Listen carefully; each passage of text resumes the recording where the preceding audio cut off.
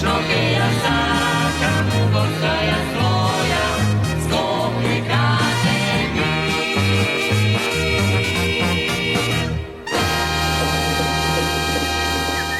Екипите на јавното предпријатие Комунална хигиена Скопје во текот на изминатата недела подигнале и транспортирале вкупно 655 кубни метри непрописно одложен отпад од повеќе локации во главниот град. Како што информираат од предпријатието, отстранети биле неколку поголеми диви депонии на улиците Перо Наков во општина Газибаба, Џон Кенеди во Чаир и Гвадалахара во Шуто Ризари. Паралелно со теренските активности, екопатролата изготвила 19 записници за физички и правни лица затекнати при прекршување на законот за јавна чистота. Најголем број од нив, по 6, биле евидентирани во општините Чаир и Карпош. Од јавното предпријатие Комунална хигиена информираат дека интервенирали при расчистување на терен по обемна сообраќајна низгода на главната улица во Ѓурче Петров, како и пречистење и посипување со песок во близина на маркет во Кисела вода, каде било регистрирано излевање на масло на коловозот.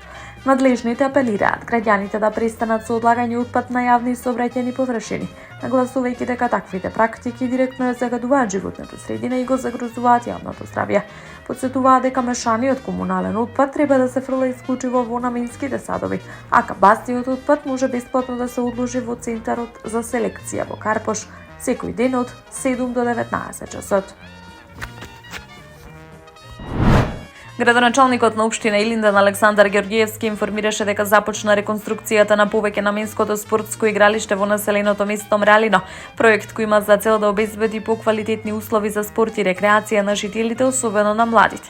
Со предвидените активности, игралиштето ќе добие целосно нов изглед и функционалност. Планирано е поставување на нова вештачка трева, изградба на мини трибина за посетители, поставување нова заштитна ограда, како и нови голови и мрежи за мал фудбал. Дополнително ќе се инсталира современо лето осветлување, што ќе овозможи и користење на теренот и во вечерните часови, со зголемена безбедност за корисниците. Од општината посочуваат дека ваквите инвестиции се дел од поширока стратегија за унапредување на спортската инфраструктура и поттикнување на здрави животни навики кај младата популација. Реконструкцијата на игралиштето во Мралино е само еден од проектите што се реализираат во таа насока. Продолжуваме да вложуваме во спортот. За младите креираме современ, безбеден и функционален простор за спорт, дружење и рекреација. Продолжуваме со изградба на нови и реконструкција на постојните игралишта и во другите населени места, истакна Ѓорѓиевски во објава на социјалните мрежи. Локалните власти најавуваат дека и во наредниот период ќе продолжат со слични проекти со цел создавање поквалитетна урбана средина и подобри услови за живот во сите делови од општината. Општина Аеродром го одбележа 21-тиот роден ден со свечен настан што се одржа во паркот Јане Сандански во присуство на бројни жители и гости. Од општината информира дека прославата поминала во достоинствена атмосфера исполнета со гордост и заедништво. На настанот градоначалникот Дејан Митевски и претседателката на Советот Сузана Павловска доделија признание на голем број граѓани кои со својот труд и успеси оставиле значаен белег во општеството. Наградените се истакнале во различни области, меѓу кои науката, образованието, спортот и културата.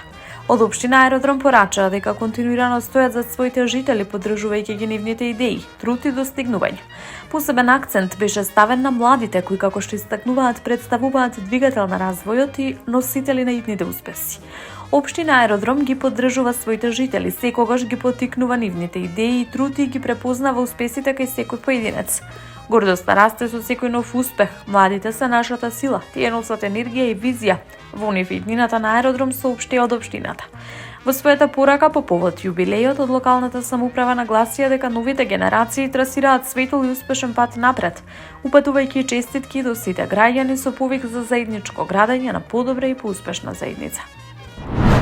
Вчера во утринските часови околу 8 часот и 50 минути во СВР Скопје било пријавено дека во селото Долно Свиларе се случила сообраќајна несреќа во која патничко возило Volkswagen Туран со скопски регистарски ознаки излетало од коловозот и удрило во бетонски столб. Според информациите од полицијата, возилото било управувано од 20-годишниот ЗЈ, при што во несреќата тешки телесни повреди добила малолетна сопатничка.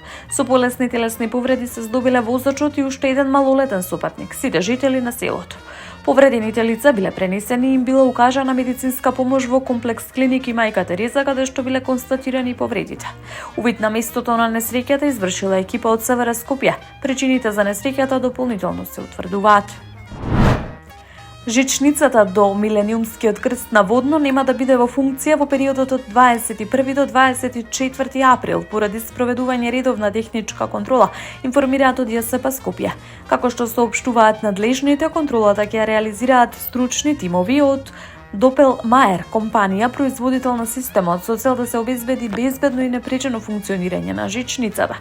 Од јавното сообраќајно предпријатие Скопје посочуваат дека по завршување на проверките од 25 април жичницата повторно ќе биде ставена во функција и ќе продолжи со редовен превоз на патници согласно утврденото работно време. Од предпријатието упатуваат апел до граѓаните за разбирање, додека трае привремениот прекин, нагласувајќи дека редовните контроли се неопходни за сигурноста на сите корисници. Таму е Скопје, град мој љубав лише, што ми расте сни. Вечно ќе